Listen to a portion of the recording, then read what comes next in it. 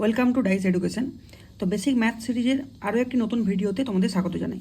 আজকের দেখো সে আগের দিনে আমরা যে রুট করেছিলাম এটা একটু অন্য ধরনের।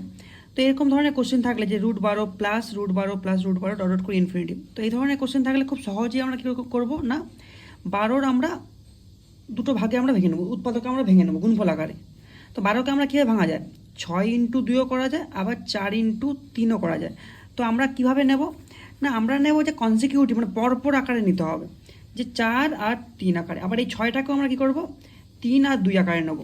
তাহলে দেখো যখনই প্লাস থাকবে তখন আমার অ্যান্সার কী হয়ে যাবে, বড়োটা। তাহলে অ্যান্সার হয়ে যাবে আমাদের 4, আর যখন মাইনাস হয়ে যাবে তার অ্যান্সার হবে কি, ছোটোটা, মানে অ্যান্সার হয়ে যাবে 2। তা বোঝা গেল। যখন আমার এরকম রুটে প্লাস থাকবে ইনফিনিটি অবধি, তখন সেই সংখ্যাটাকে আমরা দুটো গুণফল আকারে ভেঙে নেবো, পরপর আকারে।